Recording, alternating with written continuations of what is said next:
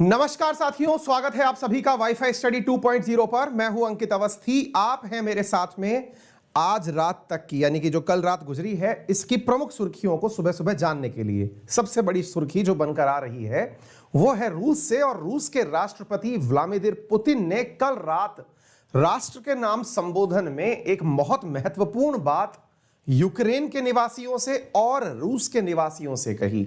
और उन्होंने अपने द्वारा बयान देते हुए कहा कि रूस यूक्रेन पर कब्जा नहीं करेगा यदि यूक्रेन की सेना अपने यहां पर तख्ता पलट कर दे। जी हां साथियों, यदि यूक्रेन की सेना अपने यहां पर बैठी हुई सरकार को, जो व्लादिमीर ज़ेलेंस्की जो इस समय यूक्रेन के अंदर राष्ट्राध्यक्ष बनकर बैठे हैं, यदि उन्हें हटा देती है तो निश्चित ही पुतिन सरकार सेना के साथ समझौता कर लेगी।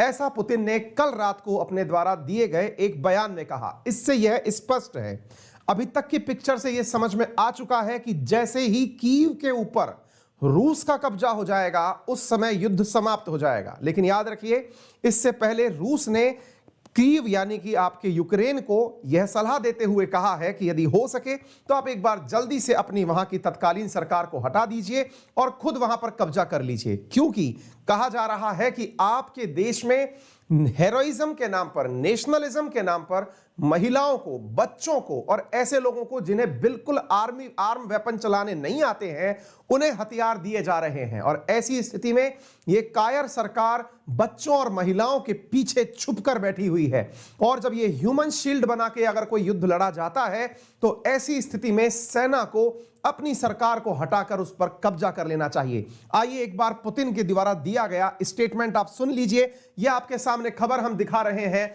आज की सुबह की ताजा खबर के अंदर टाइम्स ऑफ इजराइल से हमने लिया है। Putin urges Ukraine's army to stage coup, यानी कि अगर आपने तख्ता पलट कर दिया क्योंकि आपकी सरकार नाजीवादी है, जो कि इंसानों को अपना ह्यूमन शील्ड बना के काम ले रही है। महिलाओं और बच्चों के हाथ में वेपन्स पकड़ा दिए गए हैं ताकि उनके पीछे सरकार छुप सके।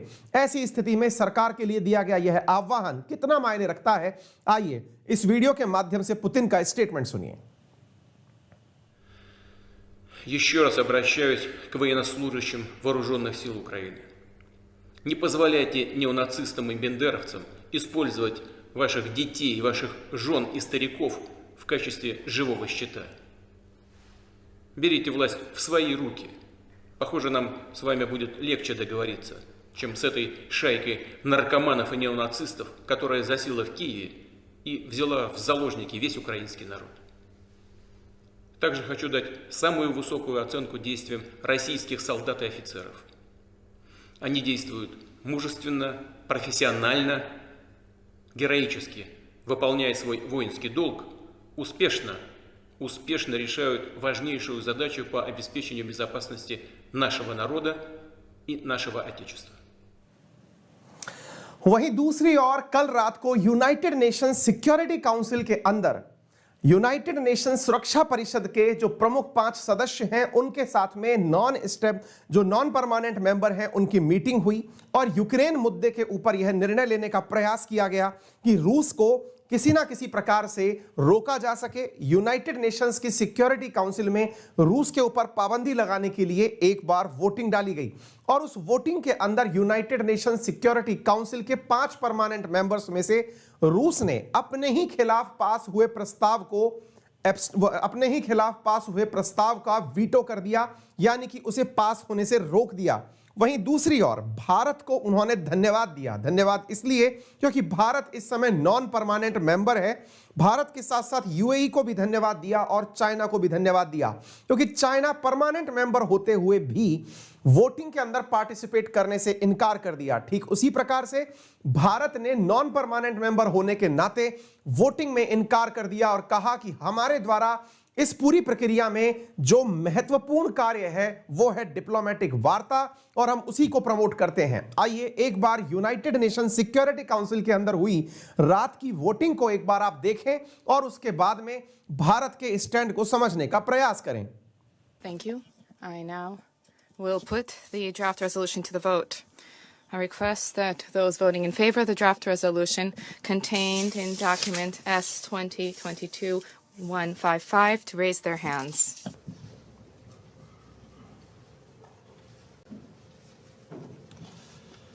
Кто против? Those against?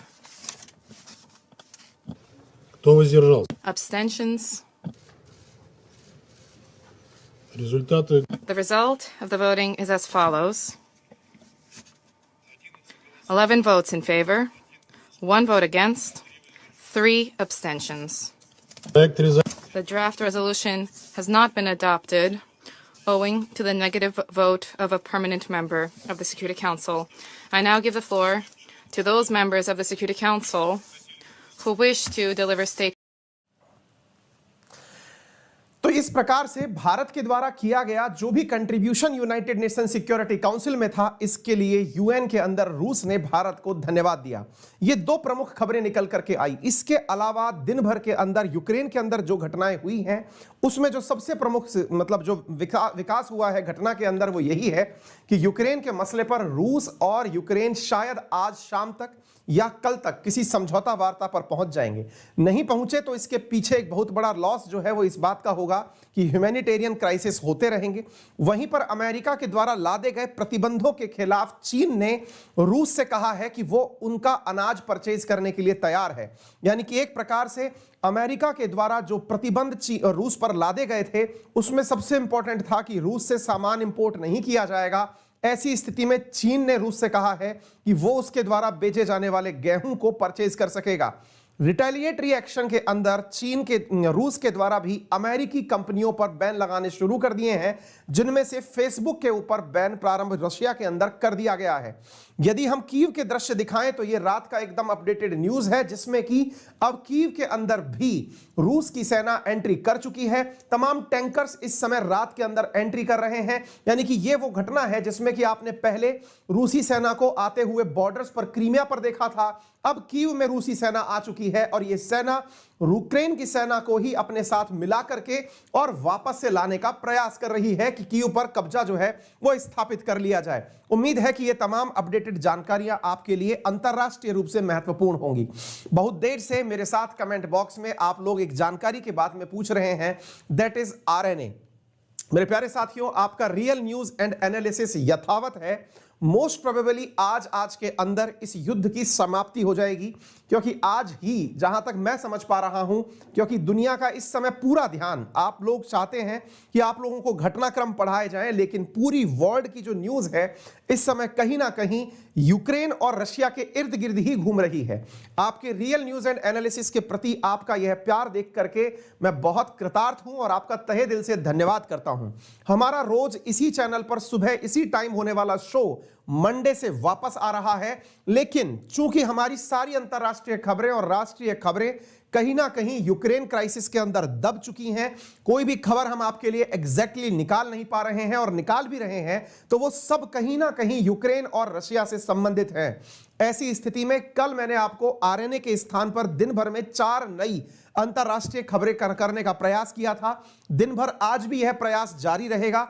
आप इतने धैर्यवान बनकर के मुझे सुनते रहे, इसके लिए बहुत सारा धन्यवाद। उम्मीद करते हैं कि दुनिया में जल्दी ही शांति स्थापित हो जाएगी। होपफुली आज रात तक या कल सुबह तक शांति वार्ता हो जाएगी और हमारा शो आरएनए वापस अंतरराष्ट्रीय खबरों के साथ, दुनिया भर की तमाम खबरों के साथ यथावत आपके सामने उपस्थित हो जाएगा। अपना प्यार बनाए रखने के लिए तहे दिल से धन्यवाद। सेशन को सभी साथियों के साथ शेयर करें। मेरा रेफरल कोड है अंकित10, जिसका यूज करके आप अनअकैडमी पर किसी भी सेक्शन के अंदर, अनअकैडमी पर कोई भी सेक्शन परचेज करते हैं तो 10% का डिस्काउंट आप प्राप्त कर सकते हैं। चैनल पर नए हैं तो चैनल को अभी सब्सक्राइब करें, वीडियो को लाइक करना बिल्कुल ना भूलें। महत्वपूर्ण जानकारी के लिए मैं आपको बता दूं कि कल बहुत ही अल्टीमेट एक सुबह 11 बजे टेस्ट होने वाला है। फ्री ऑफ कॉस्ट टेस्ट है, अनअकैडमी पर होने वाला ये टेस्ट है, जिसका लिंक कमेंट बॉक्स में पिन कर दिया गया है। यदि आपने अभी तक अपने आप को इसमें एनरोल नहीं किया है तो अभी जाकर एनरोल करिए। कमेंट बॉक्स पर दिए लिंक पर लिंक पर क्लिक करिए और पहुंच जाइए। यूज माय रेफरल कोड अंकित10 और इस टेस्ट में पार्टिसिपेट करने वाले हर विद्यार्थी को कुछ ना कुछ एक्साइटिंग प्राइज देने का डिसीजन है। टॉप 1000 को लकी पॉइंट्स इसके अंदर, साथ में mobile gadgets, Apple phone, Dell laptops आदि दिए जाएंगे। दोपहर 12 बजे कल के दिन एसएससी कैटेगरी के अंदर इसी प्रकार का टेस्ट रखा गया है। उम्मीद है कि आप सभी लोग इसमें पार्टिसिपेट करेंगे। पेशेंसफुल रहने के लिए धन्यवाद।